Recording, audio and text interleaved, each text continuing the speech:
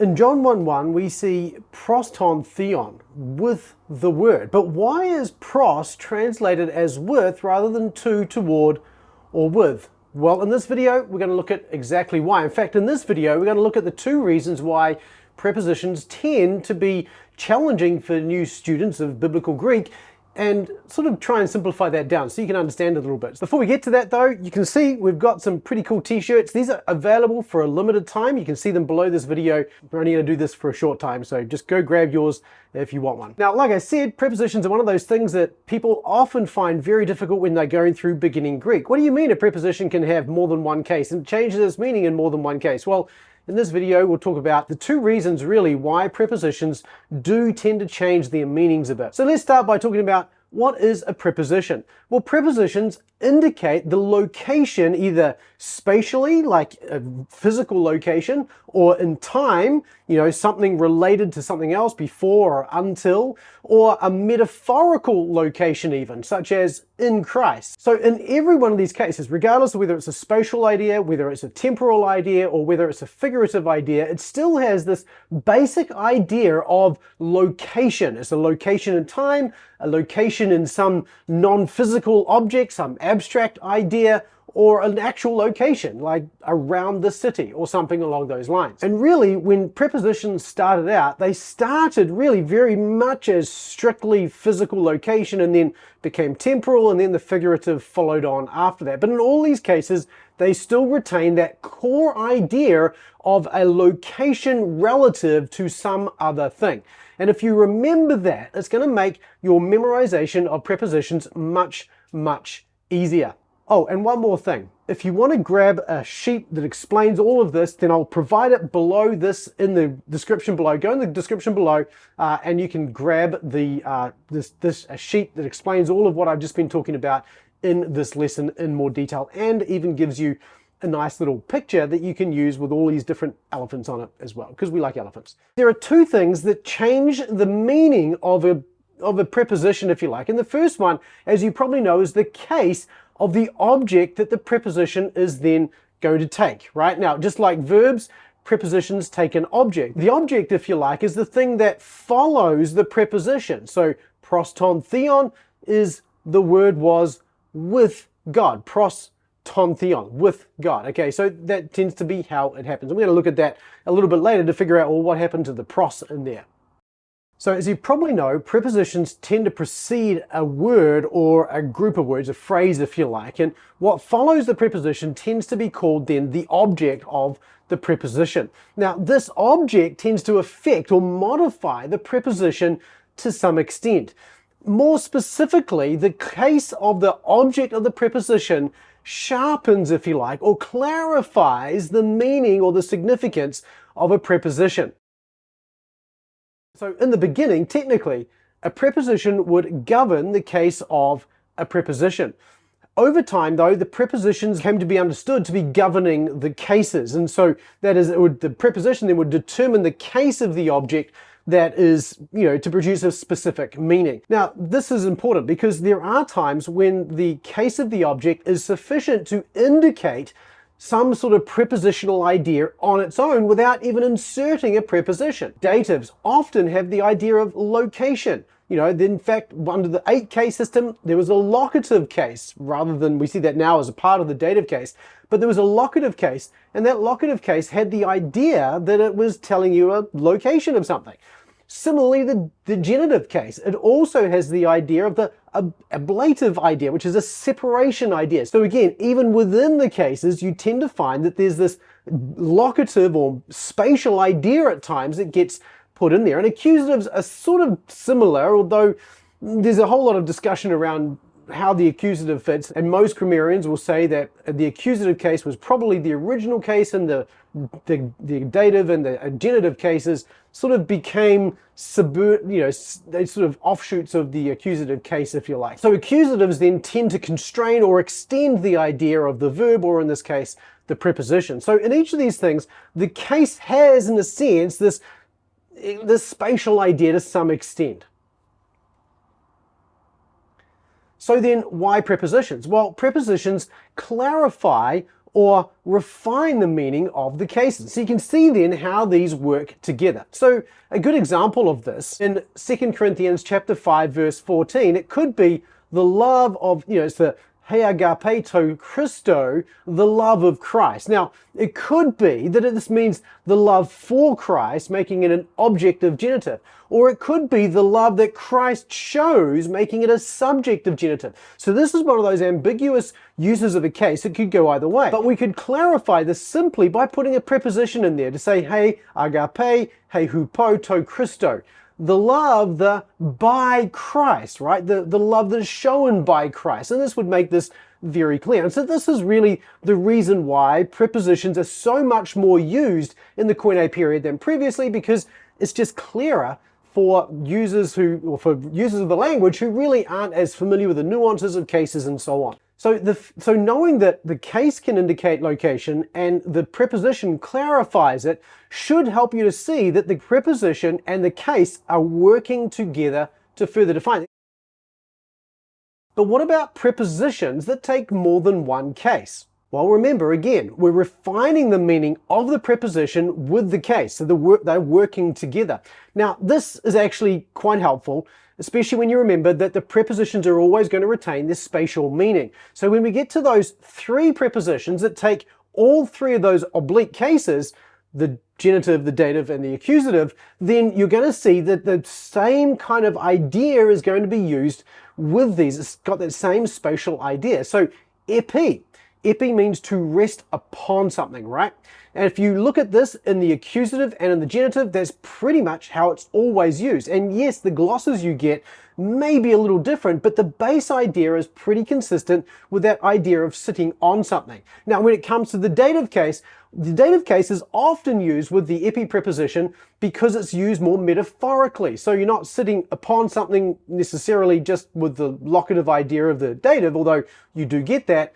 But sometimes and often the thing that the preposition is modifying is actually something metaphorical. And so that's where you get this idea of dative meaning on the basis of. Okay, so you still got the idea of on, but now it's a figurative on the basis of.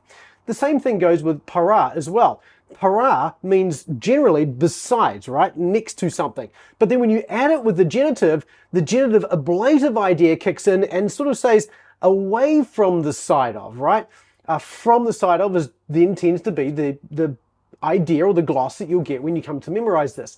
With the dative idea, you still have this alongside of, so it's very much taking the pure dative of here it is kind of thing, pointing to it, and it has para, it's just not going anywhere.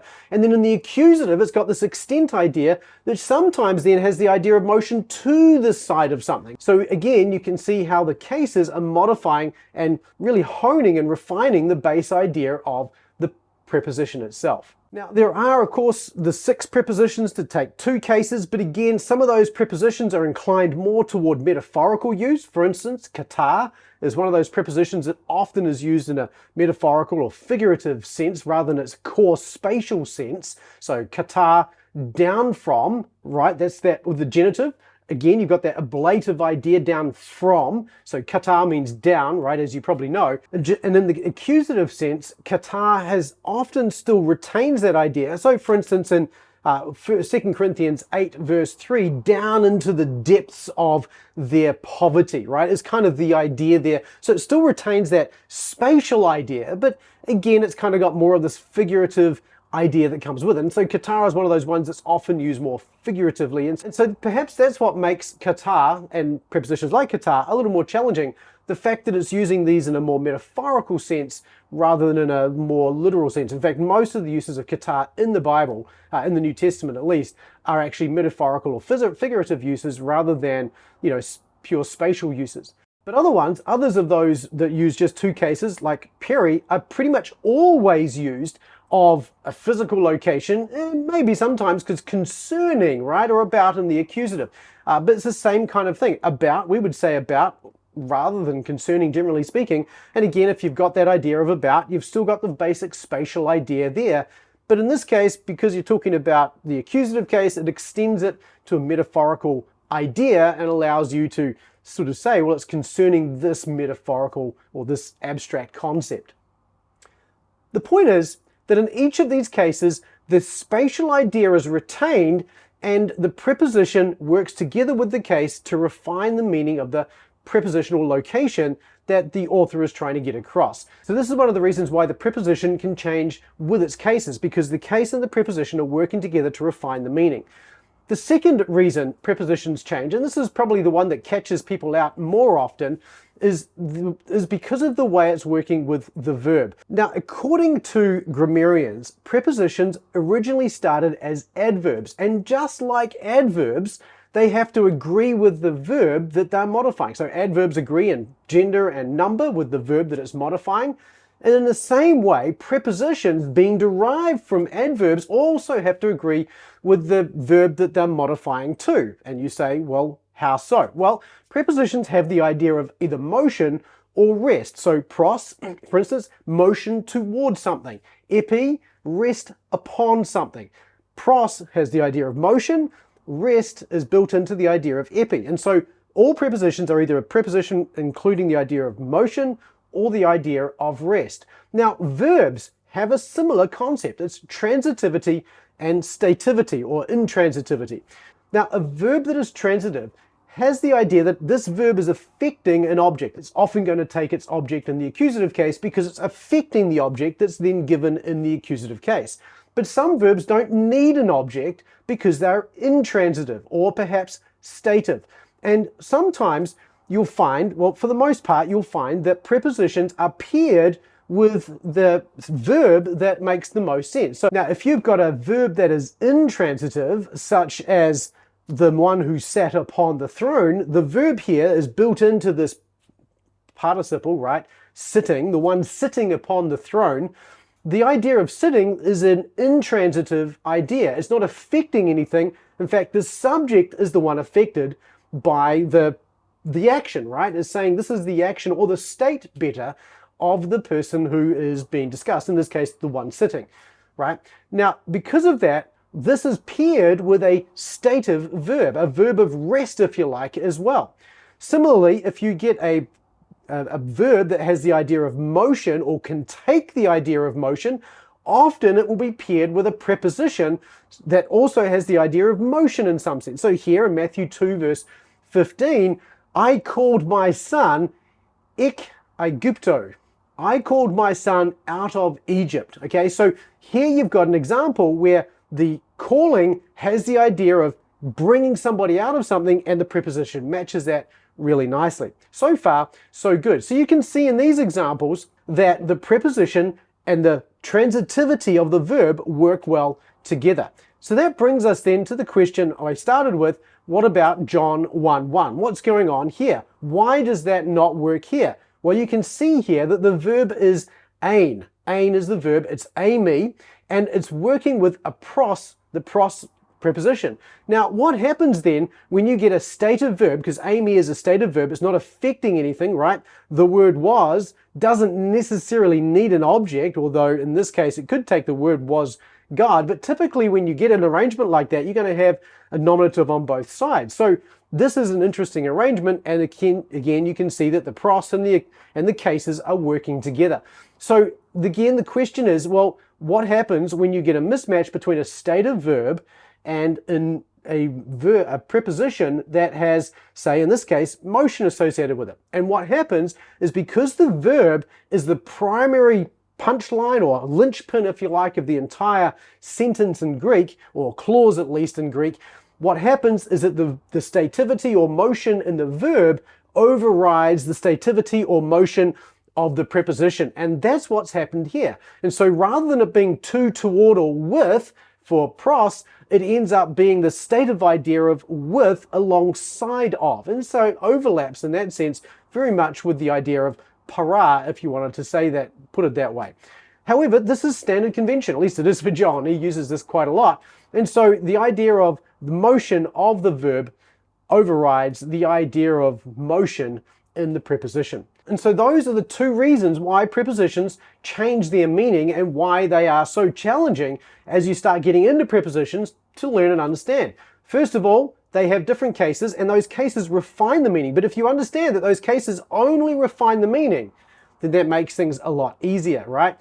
Knowing, of course, that there are spatial, temporal, and then metaphorical meanings of a preposition should help you take that spatial idea and put it all together so you can understand what's going on. The second reason a preposition changes its meaning is simply because the verb that it's matched with is mismatched perhaps with the preposition, and therefore that overrides the idea of motion or rest, if you like, in the preposition. So watch out for those things. It doesn't tend to go very much where you have a verb of motion overriding a resting preposition, but it does tend to go a state of verb overriding a motion preposition. So anyway, so I'm interested to hear from you. If you found this helpful, I'd love to hear from you below. But if you find prepositions challenging still, I'd still love to hear from you in the comments below. Let us know what you find difficult about them. I'd love to be able to see if we can help you down there as well. Thanks so much for watching. And don't forget, if you want one of these t-shirts, check out the options below before it goes away. These are just a temporary short-term thing. We're not going to offer this forever,